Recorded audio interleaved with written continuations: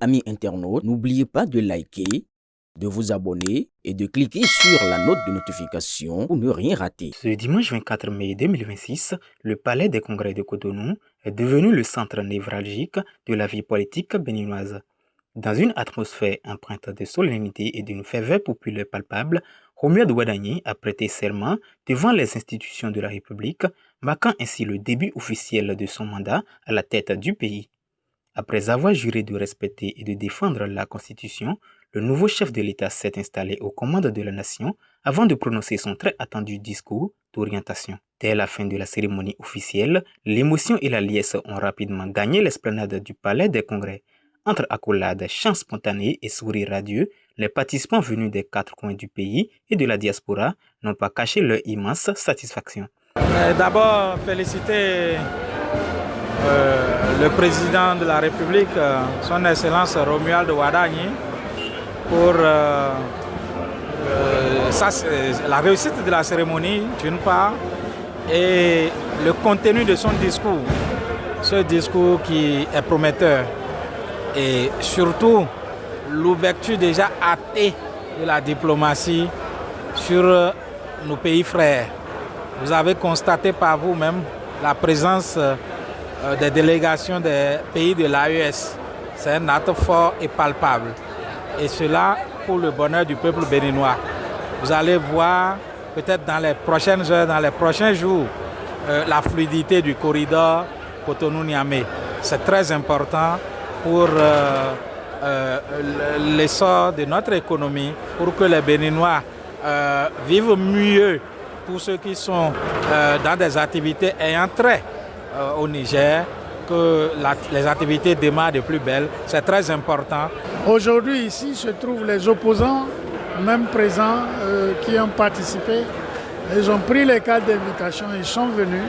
Ça veut dire que toute la nation s'est levée comme un seul homme pour accompagner le président. Et cela lui donne plus encore de confiance, mais plus de responsabilité. Et c'est là où je suis un peu le cœur chargé, parce que tenir la route devant autant d'espoir, ce n'est pas facile. Il y a de l'émotion et nous allons l'aider, nous allons l'accompagner pour qu'il puisse réaliser l'espoir du peuple qui est exprimé aujourd'hui. Nous sommes fiers de lui parce qu'il a été un bon président pendant 10 ans et aujourd'hui il a essayé de céder à son successeur, son Excellence Monsieur Romuald Wadagni. Le président Romuald Wadagni, avant d'être président maintenant, il sait ce que les femmes ont besoin. Il sait très bien parce qu'il a été ministre des Finances pendant 10 ans et pour la rupture. Il sait tout ce qu'on a demandé. Mais le président Talon a fait beaucoup. C'est à lui de terminer ce que le président Talon a entamé. J'ai vu les pays voisins qui sont venus nous soutenir.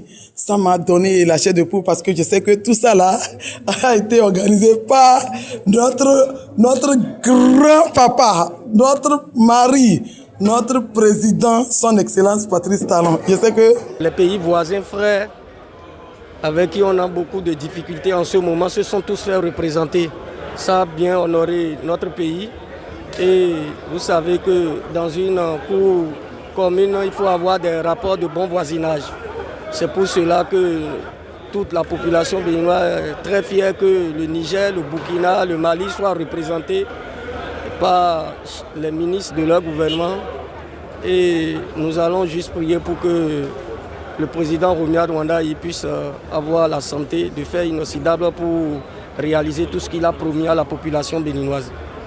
J'ai suivi le discours du président. Je voudrais prier Dieu de lui donner les moyens de mettre en exécution tout ce qu'il a dit pour les paysans, pour les agriculteurs, pour les jeunes, la jeunesse, et qu'il mette tout en exécution.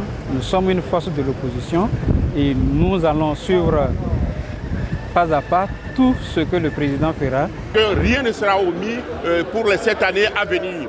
Et cerise sur le gâteau, c'est le parterre de représentants de chefs d'État étrangers et d'organismes et d'organisations de la société financière internationale qui sont venus comme pour prêter caution à l'élection et à l'investiture de Robien Ouadani.